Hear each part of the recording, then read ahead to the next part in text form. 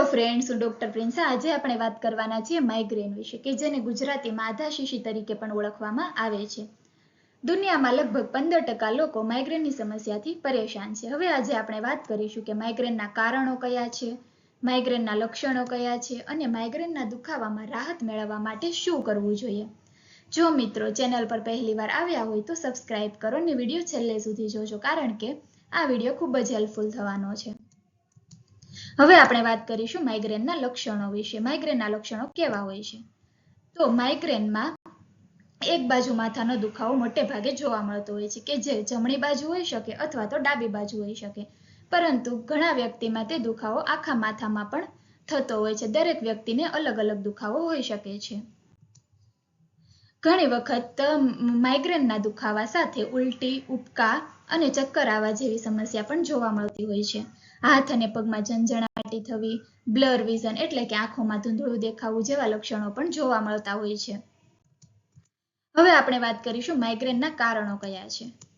હવે માઇગ્રેનનું કોઈ એક કારણ હોતું નથી, તેના ઘણા બધા ટ્રિગર ફેક્ટર હોય છે, જેના કારણે માઇગ્રેનનો દુખાવો શરૂ થઈ શકે છે. તો પહેલું છે જીનેટિક. જો તમારા ફેમિલીમાં કોઈને આ રીતે માઇગ્રેનના અટેક આવતા હોય તો તેના કારણે પણ માઇગ્રેન થઈ શકે છે. બીજું છે ફૂડ. ઘણા ફૂડના કારણે પણ માઇગ્રેનના દુખાવો ટ્રિગર તરીકે કામ કરતા હોય છે. તેમાં છે ચીઝ, આલ્કોહોલ, કોફી અને ચોકલેટ. આ એક માઇગ્રેનના અટેકમાં ટ્રિગર તરીકે કામ કરતા હોય છે. બીજું છે સ્ટ્રેસ. સ્ટ્રેસના કારણે પણ માઇગ્રેનનો દુખાવો શરૂ થઈ શકે છે. સાઉન્ડ, વધારે ઘોંઘાટમાં જવાના કારણે પણ થઈ શકે છે માઇગ્રેન. એન્વાયરમેન્ટલ ચેન્જીસ એટલે કે બહુ વધારે પડતી ગરમી અથવા તો વધારે પડતી ઠંડીના કારણે પણ માઇગ્રેનનો દુખાવો શરૂ થતો હોય છે. વધારે પડતું લેપટોપ, કોમ્પ્યુટર કે મોબાઈલ જોવાના કારણે પણ માઇગ્રેનનો અટેક આવી શકે છે.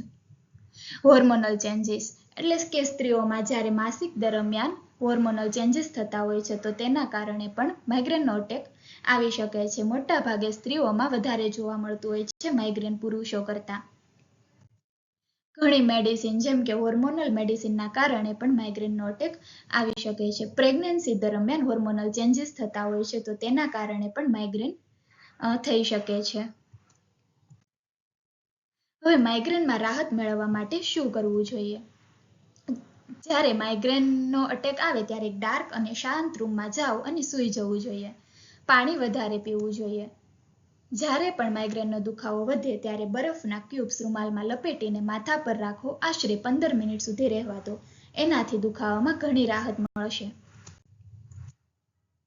Lavender oil. લેવેન્ડર ઓઇલને માથા પર લગાડવાથી માથાના દુખાવામાં રાહત મળે છે.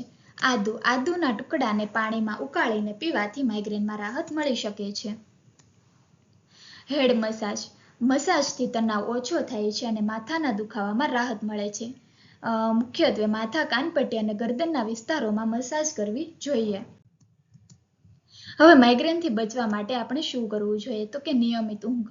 તમારું સ્લીપ શેડ્યુલ જાળવવું ખૂબ જ જરૂરી છે. રોજના સમાન સમયે સૂવું અને ઉઠવું જે માઇગ્રેનથી બચવામાં મદદરૂપ થઈ શકે છે. પાણીનું પૂરતું સેવન. વધારે પ્રમાણમાં પાણી પીવાથી ડિહાઇડ્રેશન ઓછું થાય છે અને તેના કારણે માઇગ્રેનના દુખાવામાં રાહત મળે છે. ખોરાકમાં ફેરફાર. માઇગ્રેનને ઉત્તેજિત કરનાર ખોરાક જેમ કે આપણે આગળ જોયું તેમ કે ચીઝ, ચોકલેટ, કોફી અને વધારે પડતું મસાલેદાર ભોજન ખાવાનું ટાળવું જોઈએ. Stress management. તણાવને નિયંત્રણમાં રાખવા માટે ધ્યાન, યોગા અથવા શ્વાસની ટેકનિક્સ માઇગ્રેનની તીવ્રતા ઘટાડવામાં મદદ કરી શકે છે. વર્કઆઉટ. નિયમિત વ્યાયામ કરવાથી પણ માઇગ્રેનથી બચી શકાય છે. હળવું ચાલવું, જોગિંગ અને યોગા શ્રેષ્ઠ છે. જો કોઈ ખાસ સુગંધ અથવા પ્રકાશથી માઇગ્રેન થાય તો તેનાથી દૂર રહેવું જોઈએ. જો જરૂરી હોય તો જ ડોક્ટરની સલાહ મુજબ દવા લેવી જોઈએ.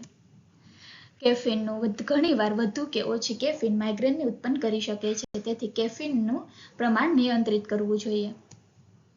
માઇગ્રેન જો લાંબા સમયથી હોય તો ડોક્ટરનો સંપર્ક કરવો જરૂરી છે. જો મિત્રો વિડીયો ગમે તો લાઈક અને શેર કરો. Thank you.